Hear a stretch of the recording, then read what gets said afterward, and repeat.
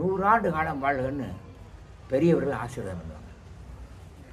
இந்த 100 காலங்கள் வாழ்வது என்பது அந்த வருஷங்கள், அந்த ஆண்டுகள் கடந்து போவதற்கு நாம் எப்படி நடத்தப்பட வேண்டும், நம்ம எப்படி கடைப்பிடிக்க வேண்டும் என்பதெல்லாம் அந்த கணக்கு போடவே முடியாது.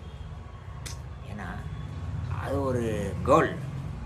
அந்த கோல் 100 வருஷங்கிறத கணக்கு போட்டு திட்டமிட்டு வாழ்ந்தால் நல்லா தவிடுபடி ஆகிடும். அதே மாதிரி நிறைய பேர் 100 வாழணும் அப்படின்ட்டு நல்ல உணவு, நல்ல இதெல்லாம் பண்ணி எவ்வளோ வந்தாங்க, நம்ம முடியல, விதி கொண்டு வருது.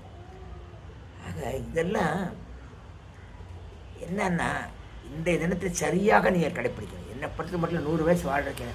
100 வயசு எதுக்கு வாழணும்? நாங்கள் 100 வயசு வாழணும் சார், ஓகே. 100 வயசு எதுக்காக வாழணும்? என்ன யூஸ்? What use?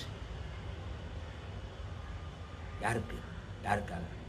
பொண்டாட்டி பிள்ளைகளுக்காக, புருஷன் பிள்ளைகளுக்காக, இவளுக்காக நான் 100 வருஷம் வாழணும் அப்படின்னு சொல்லி பேசுறது என்ன அர்த்தம்?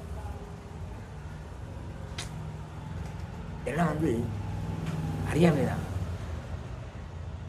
அறிந்தவர்கள், அறியாதவர்கள், தெரிந்தவர்கள், தெரியாதவர்கள், உறவுகள், உறவற்றவர்கள், இப்படி நம்ம சொசைட்டியில் சுற்றி இருக்கிற மற்றவர்களுக்கு ஆக நம்மளால் என்ன உதவி செய்ய முடியுமோ அதை உதவி செய்யணும். நான் காலம் முழுவதும் உதவி செய்து கொண்டே இருக்க வேண்டும் அவங்க சொல்லி பாருங்கள். 100 இல்லை, அதுக்கு மேலே வாழ்ந்து கொண்டு போயிடும். சத்தியம். நான் மற்றவங்களுக்கு சர்வீஸ் பண்ணணும், என் வாழ்க்கையை மற்றவங்களுக்கு ஒப்படைச்சு வாழணும், இறைவனை அறியணும், இறைவனை பற்றி மற்றவர்கள் சொல்லணும். ஏதோ ஒன்று மற்றவர்களுக்காக, மற்றவர்கள் நலனுக்காக நீங்கள் வாழ்வதாக உறுதி எடுத்துக்கொண்டால் அதுக்கு 100 வயசுங்கிறது நான் லிமிட்டேஷன். 100 வயசுங்கிறதே இல்லை, அதுக்கு மேலே போயிட்டே இருக்கு. எனக்கு என்ன செய்யணும்? இன்றைய தினத்தில் கான்சன்ட்ரேட் பண்ணணும்.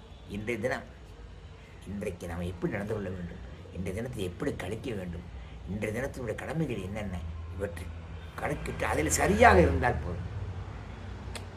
சரியாக யோகா, பிராணாயாமம், தியானம் இப்படி செய்ய வேண்டும், மந்திரம் சொல்ல வேண்டும், பக்தி செலுத்த வேண்டும், சேவை செய்ய வேண்டும், உழைக்க வேண்டும், சிக்கனம் பண்ண வேண்டும், ஓய்வெடுக்க வேண்டும், இரவில் விரைவாக சாப்பிட்டு விட்டு விரைவாக படுக்கைக்கு சென்று விட வேண்டும். எர்லி மார்னிங் சூரியன் வருவதற்கு முன்னால் எழுந்து விட வேண்டும். பிரம்ம முகூர்த்தத்தில் 4 மணிக்கெல்லாம். இதெல்லாம் ஒன்றுமே பண்ணாமல் 100 வயசு வாழணும்னா எப்படி வாழ முடியும்? அறியாமை இல்லையா? எனவே நீங்கள் 100 வயசை வைக்காதீங்க. இன்றைய தினத்தை சரியாக கடைப்பிடித்தால் 100 வயசு இல்லை, அதற்கு மேலும் வாழலாம். லைக் பண்ணுங்கள், சப்ஸ்கிரைப் பண்ணுங்கள், ஷேர் பண்ணுங்கள், பிடித்திருந்தால்.